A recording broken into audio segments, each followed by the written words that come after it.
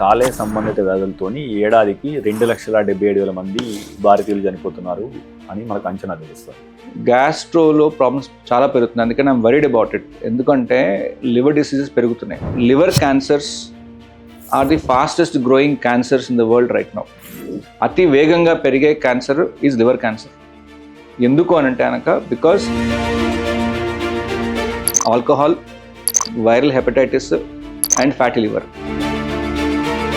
Bile డక్ట్లో క్యాన్సర్ ఎందుకు రూపాంతరం చెందుతుంది? బైల్ డక్ట్ క్యాన్సర్స్ అది second most common cancers in liver. వచ్చిన తర్వాత లైఫ్ ఎక్స్పెక్టెన్సీ జనరల్గా 3 నెలల నుంచి 6 నెలలు చెప్తున్నాం. సో 3 to 6 months అంటే these are very notorious and rapidly progressing dangerous cancers. అంటే ఈ క్యాన్సర్ ఉంటే ప్రారంభ హెచ్చరిక సంకేతాలు ఎలా ఉంటాయి? కామర్లు జాండీస్ వస్తుంది కొంతమందికి.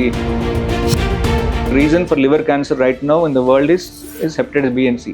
దీని హెచ్చరిక సంకేతాలు ప్రారంభంలో రాకుండా చేయడం, ముఖ్యంగా వ్యాక్సిన్ యొక్క ప్రాధాన్యత. ఇన్ఫాక్ట్ వరల్డ్ హెల్త్ ఆర్గనైజేషన్ ఏం చెప్పిందంటే ఈ virus they are 100 times more infections than HIV. మన గవర్నమెంట్ అని హెచ్ఐవి గురించి చాలా మాట్లాడుతుంటారు కానీ బట్ ఈ హెపటైటిస్ గురించి మాట్లాడరు. Although this is 100 times more infections, 100 times ఎక్కువ పాకే ఛాన్సెస్ ఉంటాయి హెపటైటిస్ బి వైరస్ హెచ్ఐవి కంటే. కానీ మాట్లాడుకుందాం దాని గురించి. సో మీరు ఈ డయాబెటీస్ పేషెంట్లకి సూచనలు ఇవ్వాలి తెలుసుకుంటే టాప్ 5 సూచనలు ఏంటి, తద్వారా వాళ్ళ ఆరోగ్యాన్ని కాపాడుకోవడానికి? India has become the diabetic capital of the world, right? COVID tsunami గురించి కాదు, this is a bigger tsunami. ఈ fat liver is a bigger tsunami. ఎందుకంటే ఒక్క బర్గర్లో ఎన్ని క్యాలరీస్ ఉంటాయి అనుకుంటున్నారు మీరు? ఆల్మోస్ట్ 2,000-2,500 క్యాలరీస్ ఉంటాయి ఒక్క బర్గర్లో. యాజ్ ఎ అడల్ట్ మనకి రోజు మొత్తంలో కావాల్సింది 2,000 క్యాలరీస్. ఒక బర్గర్ సరిపోతుంది మన రోజుకి, అంతే. అయిపోయింది. 5 నిమిషాల్లో బర్గర్ తినేసావు, రోజు కావాల్సిన క్యాలరీస్ని అయిపోయింది. డయాబెటీస్ ఉన్న ప్రతి ఒక్కరికి liver function test compulsory check చేసుకోండి. అలాగే అల్ట్రాసౌండ్ కూడా చెక్ చేసుకోండి. మూడోది there is a special scan called fibro scan.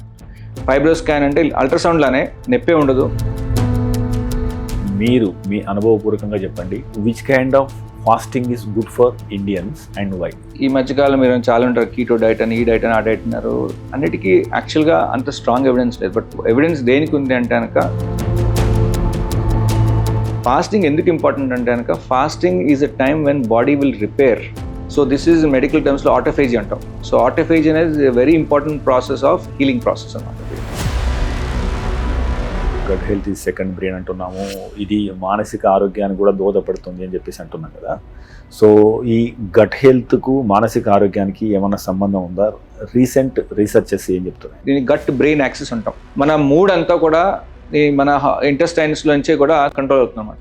అందుకే మీరు అబ్జర్వ్ చేస్తుంటే కనుక జనాలు స్ట్రెస్లో ఉన్నప్పుడు, లేకపోతే కనుక ఇంటర్వ్యూకి వెళ్ళినప్పుడు, లేకపోతే అసైన్మెంట్స్ కంప్లీట్ చేయాల్సి వచ్చినప్పుడు పొట్ట బాగా గడబడి వస్తుంటుంది. వాడికి పేగులు కదులుతూ ఉంటాయి, మోషన్కి వెళ్ళాలనిపిస్తుంది, తేన్పులు వస్తుంటుంది. ఇవన్నీ ఎందుకంటే కొంతమంది అన్నం తిన్న తర్వాత స్మోక్ చేస్తారు. స్మోకింగ్ చేయడం ద్వారా నాకు అన్నం త్వరగా జీర్ణం అవుతుందని ఒక అపోహ ఉంది. స్మోకింగ్ చేస్తే నాకు మోషన్ వస్తుంది, నాకు హ్యాపీనెస్ వస్తుంది, పేగులు కదలిక బెటర్గా ఉంటుంది. ఇవన్నీ మూఢనమ్మకాలు. ఫుడ్ తిన్న తర్వాత స్మోకింగ్ చేస్తే అరుగుదల అవుతుంది. This absolutely no science behind it. But మన మైండ్ ట్యూన్ చేస్తాం, మన మైండ్ హ్యాపీనెస్ ఇస్తుంది కాబట్టి మనం చేస్తాం. పేరెంట్స్ ఎక్కువ కంప్లైంట్ చేస్తుంది అంటే మా పిల్లలు కాన్స్టిపేషన్తో బాధపడుతున్నారు. కాన్స్టిపేషన్కి వాళ్ళ పిల్లల్ని దూరంగా ఉంచాలంటే ఇచ్చే ప్రాక్టికల్ టిప్స్ గురించి చెప్పాను. నేను ఫస్ట్ సింపుల్గా ఒకటే మాట చెప్తాను, నచ్చకపోవచ్చు కొంతమందికి.